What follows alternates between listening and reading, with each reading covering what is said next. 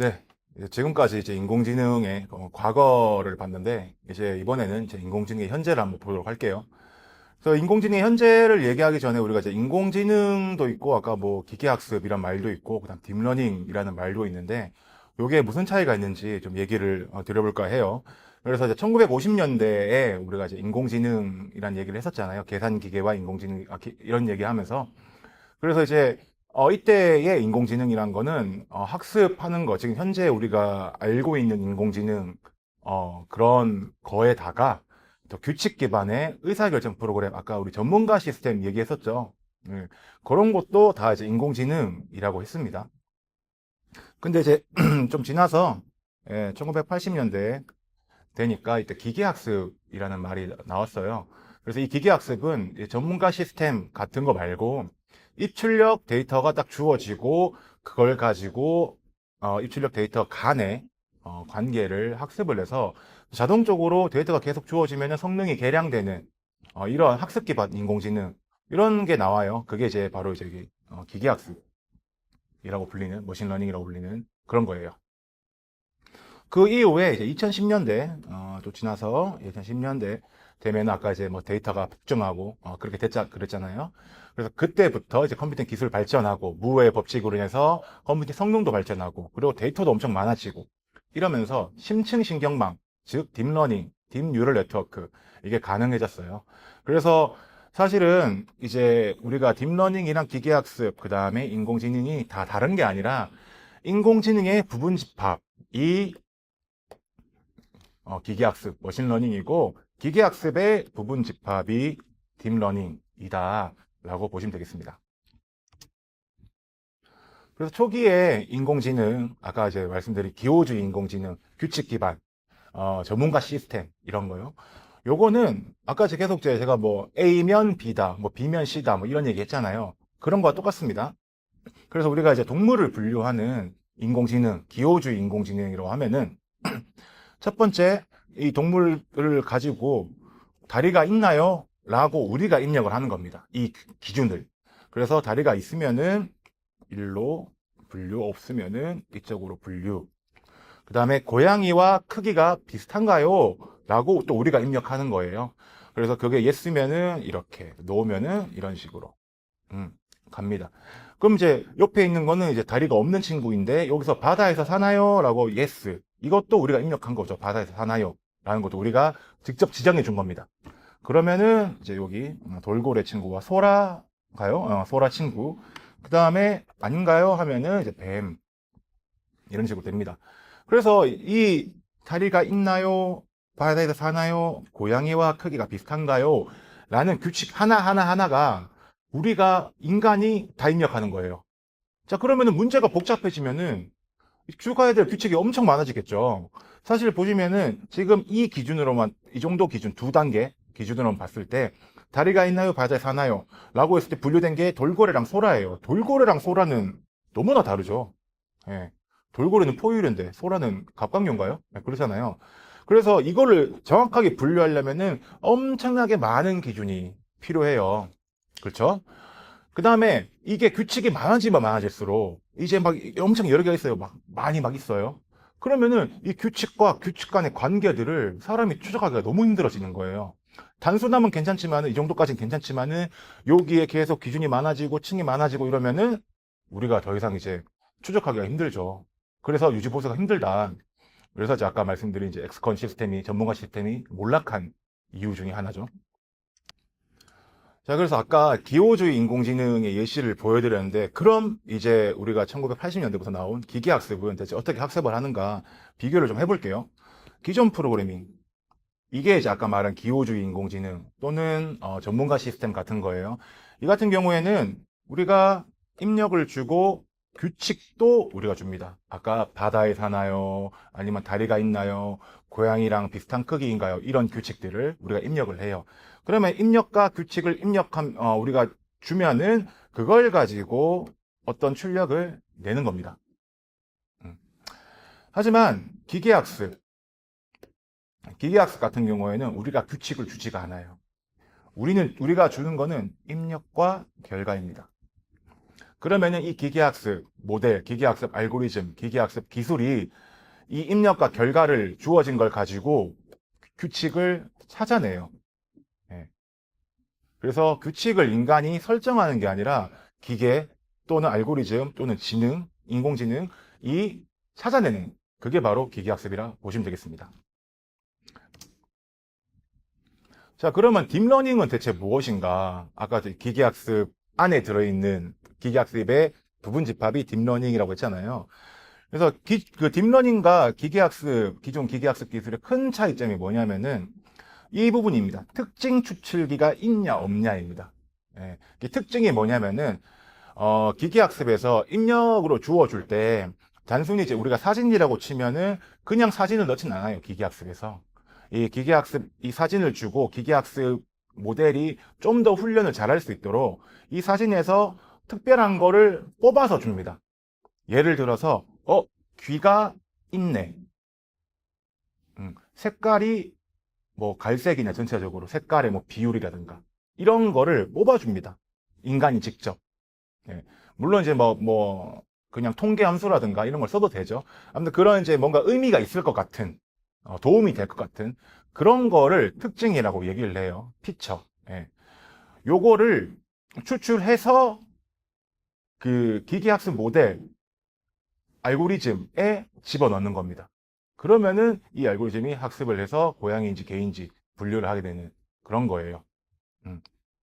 그래서 사실 아까 앞에 입력과 출력이라고 단순하게만 말씀드렸는데 사실은 그 입력이 정확하게 말하면은 특징이에요, 특징. 예. 그래서 물론 이제 단순한 문제는 그냥 입력을 그대로 집어넣어도 되죠. 하지만 이런 이제 사진 같은 문제는 좀 복잡하니까 그래서 그걸 뭐 특별한 좀 구분하기 좋은 그런 값들을 뽑아서 그 값들이 특징이고 이게 이제 아까 그 기계학습 모델에 들어간다, 알고리즘에 들어간다라고 보시면 되겠습니다. 자, 그러면은 딥러닝은 무엇이냐? 딥러닝은 지금 특징 추출기가 없어졌어요. 그렇죠? 특징 추출기가 없죠, 지금. 예. 딥러닝은 특징 추출을 이 모델 자체가, 이 알고리즘 자체가 다 해줍니다. 예. 인간이 이게 중요할 것 같아라고 특징을 얘기하지 않아도 특징 자체를 이 신경망 이 구조 자체에서 찾아내는 거예요. 그래서 알아서 이 특징도 다 뽑아서 해준다. 이 차이라고 보시면 되겠습니다. 이 정도만 알고 계시고 이제 좀 더 디테일한 얘기는 이제 기계학습은 아마 4강 때 이제 더 디테일하게 얘기를 할 거고 그 다음에 이제 딥러닝, 신경망 이건 5강 때 더 디테일하게 얘기할 거예요. 그래서 그냥 차이가 이 정도만 했다라고 생각하고 넘어가시면 됩니다. 자, 그러면은 이제 현재 인공지능 기술이 무엇을 할 수 있는가 한번 볼게요. 자, 일단은 뭐 자율주행. 당연하죠. 우리 다 알고 있잖아요. 테슬라든 아니면 이제 현대차에서 하고 있든. 자율주행 자동차에서 당연히 인공지능이 필요하겠죠. 어, 운전을 할 때도 떤 이제 화면 같은 걸 보고 객체를 인식해서 지금 사람이 있네. 그럼 멈춰야겠다. 그럼 사람이 있네. 라고 판단하는 것도 인공지능이고 멈춰야겠다. 라고 판단하는 것도 인공지능이죠. 예. 그래서 이런 게 지금 되고 있다. 당연히 이제 인공지능 스피커. 이미 이름부터 인공지능이 들어갔죠. 예. 그래서 인공지능 스피커 예를 들어서 뭐 네이버 클로바라든가 아니면 뭐 아마존의 뭐죠? 이름을 까먹었네. 아무튼 아마존에도 인공지능 스피커가 있죠. 예. 그런 스피커들도 당연히 이제 인공지능이 들어가 있다. 사람이 이 스피커에 대고 말을 하면은 이 말을 하면은 이 말을 알아들어야 되잖아요. 알아듣는다. 이것도 인공지능이겠죠. 그리고 그 말을 가지고 어떤 거를 출력을 해야 된다라는 판단을 하는 것도 인공지능이죠. 그래서 당연히 인공지능이 들어가 있다. 자, 번역, 통역도 사실은 인공지능이 들어가 있습니다. 왜 들어가 있냐? 그냥 교수님 예전에 번역이나 이런 기술은 점점 이제 발전하면 발전할수록 AI 효과 때문에 그냥 단순한 프로그램이 아니냐라고 얘기할 수 있죠. 하지만 요즘에 이제 번역, 통역은 단순히 이제 있는 텍스트를 정확하게 잘 주어진 텍스트를 번역하는 것뿐만 아니라 되게 이제 우리가 보통 이제 슬랭 또는 밈이라고 얘기하죠. 유행어. 이런 것도 적절히 비슷한 이제 그 해당 문화권, 해당 언어권에 맞는 슬랭, 밈으로 바꿔줍니다. 이런 것도 인공지능이라고 할 수 있겠죠. 그 다음에 당연히 영상 내 객체 인식, 아까 자율주행에서 얘기했을 때 나온 그거요. 그것도 당연히 인공지능이다. 챗봇, 챗봇도 인공지능이죠. 왜냐면은 이제 우리가 어떤 텍스트를 입력했을 때 이 텍스트를 인공지능 기술이 알아먹고 어떤 대답을 해야겠다라는 거니까 이것도 인공지능이 들어간다. 그리고 사실은 인공지능의 대표적인 예, 인공지능이 대표적으로 써 있는 데가 사실은 게임이에요. 예, 게임의 NPC. 예, 게임 NPC가 이제 굉장히 NPC 또는 뭐 적들이 이제 인공지능을 활용하는 대표적인 예시죠. 그래서 이제 각각의 예시를 좀 더 디테일하게 보자면은 일단 인공지능 스피커 보시면은 엄청나게 많죠, 지금. 지금 여기 있는 제품들은 다 한국 제품만 꼽았는데, 그래서 네이버 라인 프렌즈 스피커, 예, 네이버 클로바 AI를 활용해서 하는 거고, LG U 플러스의 우리 집 AI 스피커도 있고, 다음 카카오의 카카오 미니라는 것도 있고, 그다음 SK텔레콤의 누구, 예, 이것도 있고, 그다음 KT의 기가지니 이것도 있습니다. 그리고 사실 인공지능 스피커 기술은 사실 굉장히 많이 발전했고, 그리고 이제 이 인공지능 스피커 기술이 단순히 안에 인공지능을 정교하게 만드는 건 이외에도 인공지능 스피커가 일단 가족의 구성원으로 좀 여겨지도록 많은 연구를 또 하고 있어요. 사실 이제 단순히 인공지능 기술만 연구하는 게 아니라 어떻게 하면 인공지능 스피커가 되게 가족의 구성원이 되고 되게 신뢰할 만하고 이런 연구도 되게 많이 되고 있습니다. 그래서 이런 게 이제 인공지능 스피커의 대표적인 예시고, 음. 그다음 아까 통번역 얘기할 때 단순 번역이 아니라고 그랬죠. 신조어, 오따 또는 뭐 슬랭, 밈, 욕설 이런 것도 번역이 됩니다. 놀랍게도. 그래서 여기 보시면은 여기 이제 네이버 번역 그건데 여기 헐 한국말로 헐 이러니까 영어로 OMG라고 됐어요. 오마이갓이죠. 근데 오마이갓이라고 하는 게 아니라 헐도 되게 함축적인 말이잖아요. 근데 그거를 줄임말로 오마이갓의 줄임말로 만들었어요. 단순한 번역이 아니죠. 이렇게 되면은. 네. 그 다음에 여기 이제 울명시 야민정음이라고 하죠. 여기 세종모왕은 조선 최고의 왕이었다. 세종모왕. 뭐가 이제 뭐 아시는 분 아시겠지만은 뭐가 이제 대처럼 보인다고. 예. 근데 이런 말을 집어 넣어줘도 제대로 번역이 됩니다. King Sejong was greatest king of the Korea라고 제대로 번역이 됩니다. 그래서 사실 이제 옛날에 우리가 그냥 단순한 번역기라고 생각을 했으면은 세종모왕은 조선 최고의 왕이었다면 번역이 안 되겠죠, 당연히. 하지만 요새 이제 번역기는 이런 것까지 인식을 해가지고 번역을 해줄 수 있다. 이 정도면 이제 인공지능이다라고 생각할 수가 있겠죠. 그 다음에 이제 인공지능 챗봇 또 있죠. 그래서 뭐 요새는 뭐 챗GPT라든가 되게 많은 이제 옛날로 치면 심심이도 있었고 되게 많은데 대표적으로 이제 그 이루다라는 게 있어요. 그래서 이게 인공지능 스타트업에서 연예 과학 이런 데서 연인들의 대화 데이터 약 100억 건을 수집을 해가지고 이제 진짜 사람처럼 대화하는 챗봇을 만들었어요. 그래서 한번 텍스트 읽어보시면은 여기 이제 그 흰색이 아니라 회색으로 된 텍스트가 이루다가 말한 거고 파란색이 우리가 친 거예요. 그래서 넌 밥 먹었어? 라고 얘기하니까 이제 제가 이제 아침은 먹었지, 너 먹었어? 라고 대답했어요. 그러니까 웅웅 동아리 애들이랑 연습 끝나고 먹는 중 이렇게 대답을 합니다. 이게 누가 봐도 이게 기계가 대답한 게 아니라 사람이 대답한 것 같죠, 되게.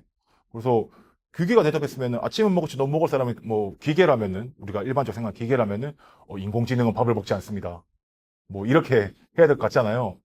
하지만 너무 이제 사람처럼 대화를 한다. 예.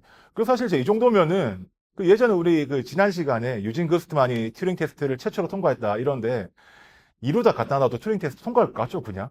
예. 저도 사실 이거 보면서 진짜 이게 챗봇이 인공지능이 대답한 건지 헷갈리더라고요. 예, 저 잘 모르겠더라고요. 그래서 이 정도면은 정말 이제 충분히 튜링 테스트도 통과할 수 있겠다. 그래서 사실 이제 이루다 뒤에 실제 사람이 대답하는 건 아닐 거 아니에요. 그렇죠? 예. 진짜 이루다라 써놓고 진짜 사람이 이렇게 치는 건 아닐 거예요. 아마도. 예. 그래서 이제 그 100억 건으로 학습한 인공지능이 대답을 한다면은 어떤 실체, 인간이라든가 그런 게 챗봇에 존재해서 의식을 가지고 대화하는 게 아니라 이게 학습된 이런 걸로 충분히 이제 사람처럼 대화하는 게 가능하다는 걸 볼 수가 있습니다. 그래서 인공지능이 현재 치고는 너무나도 많이 발전했죠, 사실. 깜짝 놀랄 정도로. 그 다음에 이제 지금 가능한 객체 인식이 있는데 동영상 한번 보실게요.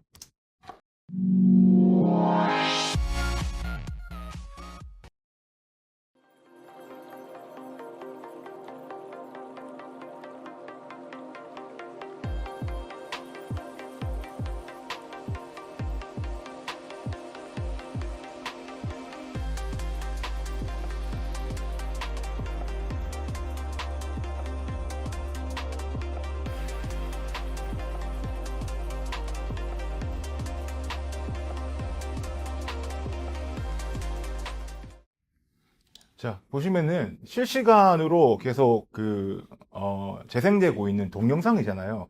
근데 이 동영상에서 이제 그 인공지능이 딱 네모칸으로 구분하면서 이제 그 객체를, 위치를 인식하고 그게 이제 이게 사람이다, 핸드백이다, 슈트케이스다, 아니면 자동차다, 이런 거를 실시간으로 인식하고 있죠. 엄청난 기술이죠, 지금. 그러니까 단순히 사진에서 인식하는 게 아니라 실시간으로 재생되고 있는 동영상에서 객체가 무엇인지 인식하고 있다는 거예요. 엄청난 기술이죠. 그 다음에는 작곡 AI도 있습니다, 여러분. 놀랍게도. 한번 들어보실게요.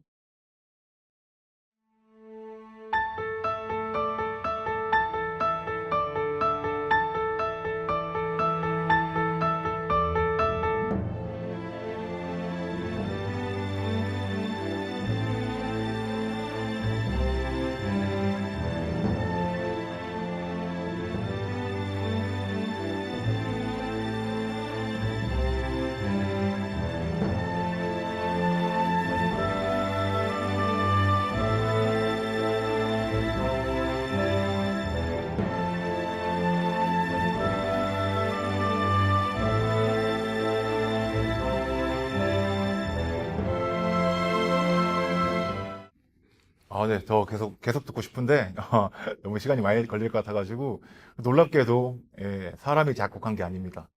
엔비디아에서 만든 아이바라는 작곡 AI가 곡을 만든 거예요. 놀랍죠? 저도 이렇게 못 만드는데, AI는 벌써 작곡까지 할 수 있는 수준까지 왔습니다. 네, 아까 본 이제 작곡 이외에도 이제는 이제 음악에서 영상으로 또 한번 가보죠. 그래서 여러분 다 아실 거예요. 딥페이크라고 하는 기술 알잖아요. 그 뭐 유명인 영상에다가 다른 유명인 얼굴을 합성해가지고 막 재밌게 만든다던가 뭐 그런 거 되게 많죠. 뭐 예를 들어 제가 자주 봤던 게 아마 그 예전에 토트넘 핫스퍼의 축구 선수 케인, 그 손흥민이랑 같이 했던 그분 얼굴을 합성하는 게 되게 유행했었는데 저 왜 그런지 잘 모르겠지만은 그런 것처럼 이제 그 웃기고 좀 나쁜 쪽으로 쓰인 거 말고 이제 좀 좋은 쪽으로 쓰인 예를 좀 가져왔어요. 그래서 독립운동가 영상 복원한 건데 한번 이제 보시죠.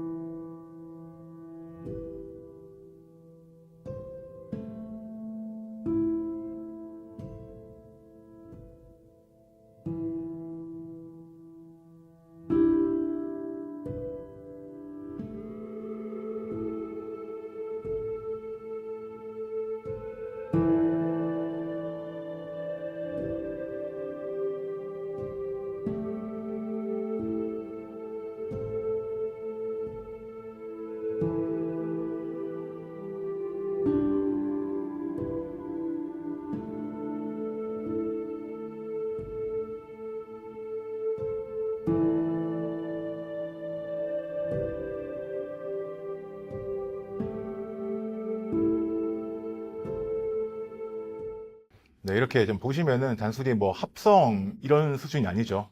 예, 그 옛날 이제 그 독립운동가 사진이 있고 그 사진이 마치 이제 움직이는 동영상처럼 움직이는 그런 수준까지 왔습니다. 아까 마지막에 이제 그 우리 유관순 언니는 웃기까지 했어요, 살짝.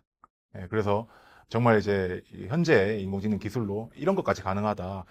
사진을 가지고 영상으로 만들 수도 있다. 이런 기술까지 왔다고 보시면 되겠습니다.